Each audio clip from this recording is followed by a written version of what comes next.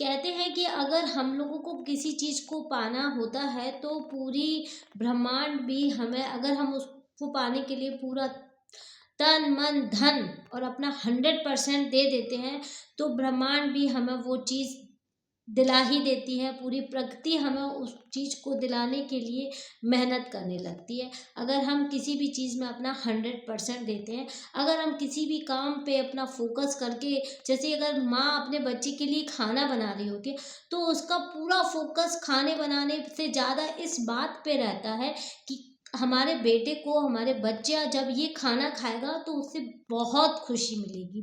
उसका सबसे ज़्यादा फोकस, चाहे वो सिंपल सी दाल चावल ही क्यों ना हो, बस उसका फोकस यही रहता है कि जब बच्चा ये खाए तो उसकी मन को तृप्ति मिले, वो ये कहे मम्मा बहुत टेस्टी बना है, तो वो अपना पूरा फोकस लगा के उस खाने को बनाती है। तो ऐसे ही जब भी हम लोग कोई काम करते हैं तो अगर हम उसको पूरे फोकस के साथ, पूरा तल्लीनता के साथ, पूरा 100% देते हैं उस काम को, तो वो काम में हमें सफलता जरूर मिलती है।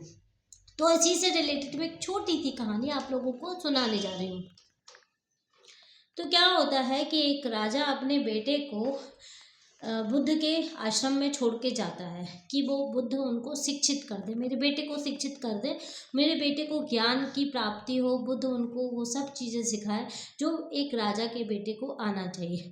अब जब राजा का बेटा बुद्ध के आश्रम में रहने के लिए जाता है तो उसको वहाँ बिल्कुल अच्छा नहीं लगता, क्योंकि सब नॉर्मल लोगों के बच्चे रहते हैं आश्रम में, उसको उनके साथ बातें करना, क्योंकि और बच्चों को तो ये पता भी नहीं रहता कि ये राजा का बेटा है, किसी को ये बात पता नहीं रहती, तो सारे बच्चे राजा के बेटे को बहुत परेशान करते हैं, उसके साथ गलत व्यवहार करते हैं और बहुत गलत गलत बोलते हैं। तो राजा का बेटा बार बार बुद्ध के पास जाता और कहता है कि यहाँ पे बच्चे, आप इनको शिक्षित करना चाहते हैं, ये बच्चे तो बिल्कुल ही अशिक्षित हैं, इनको तो कुछ भी नहीं आता, ये तो बहुत गलत गलत बोलते हैं, आपको तो पता नहीं है गुरुजी ये कितना गलत गलत व्यवहार करते हैं, कितना गलत गलत बोलते हैं। तो बुद्ध कहता मुझे सब पता है।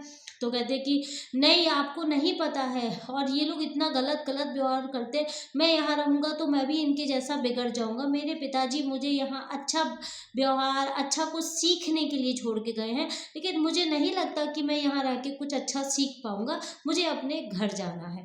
बार बार वो बुद्ध जी से कहता है कि मुझे अपने घर जाना है, मुझे आपके आश्रम में नहीं रहना है, यहाँ पे बच्चे कुछ भी नहीं सीखते, वो बहुत गंदे गंदे काम करते हैं, बहुत बिगड़े हुए बच्चे हैं, ये बिल्कुल कुछ नहीं कर सकते। बुद्ध कहता है कि मुझे सब पता है कि बच्चे कैसे हैं और मैं सब जानता हूँ, लेकिन बुद्ध उसको बोलते हैं कि अच्छा ठीक है, तुम्हें अगर यहाँ से जाना है तो तुम यहाँ से जा सकते हो, लेकिन 5 दिन बाद तुम यहाँ से जा सकते हो। तो वो कहते हैं कि 5 दिन बाद क्यों? कहती 5 दिन बाद चले जाना तुम यहाँ से, मैं तुमसे 5 ही दिन तो मांग रहा हूँ तुम्हारे। कहते कि ठीक है, राजा का बेटा खुश कि चलो 5 दिन बाद मुझे यहाँ से छुट्टी मिल जाएगी, मुझे यहाँ नहीं रहना। तो बुद्ध उससे कहते हैं लेकिन 5 दिन जाने से पहले तुम्हें एक मेरा काम करना होगा। तो राजा का बेटा बोलता है कि मुझे ऐसा क्या काम करना होगा आपके लिए?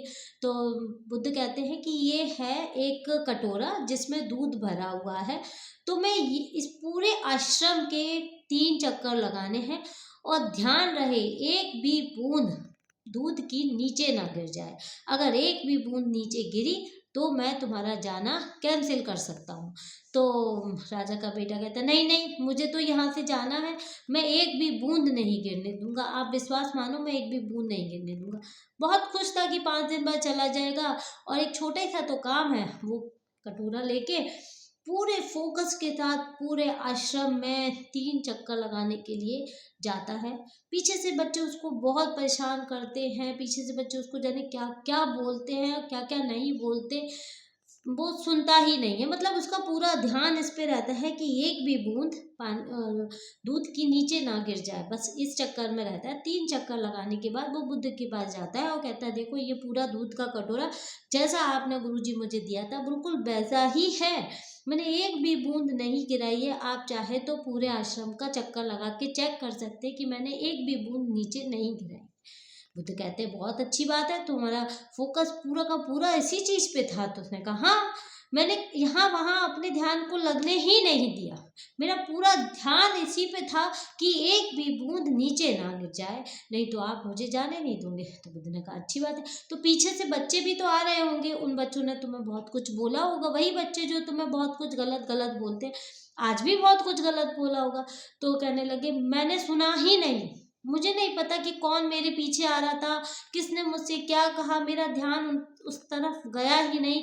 मेरा तो पूरा ध्यान इसी कटोरे पे था कि एक भी बूंद नीचे ना गिर जाए, क्योंकि अगर नीचे गिर जाएगी तो आप मुझे जाने नहीं दोगे। तो बुद्ध ने कहा यही बात तो बेटा मैं तुम्हें समझाना चाहता हूँ कि ये कटोरा नहीं है, तुम यहाँ पे आते हो तो ज्ञान लेने के लिए आते हो। मैं तुम्हें ज्ञान से भरा हुआ कटोरा तुम्हारे हाथ में देता हूँ, लेकिन तुम क्या करते हो, जब बच्चों के संपर्क में जाते हो इस कटोरे का सारा ज्ञान नीचे फेंक देते हो और तुम्हें वो सारी बातें सुनाई देने लगती है जो तुम्हें नहीं सुननी चाहिए।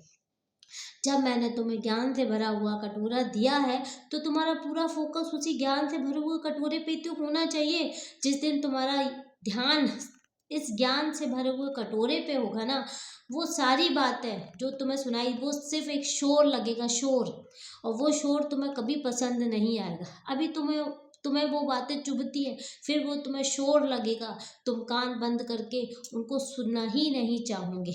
इसी तो बुद्ध ने जब उस लड़के को, राजा के बेटे को ऐसे समझाया तो राजा के बेटे को एक एक बात बहुत अच्छे से समझ में आई और उसने निश्चय किया कि गुरुजी मैं आपके आश्रम को छोड़ के कहीं नहीं जाऊंगा।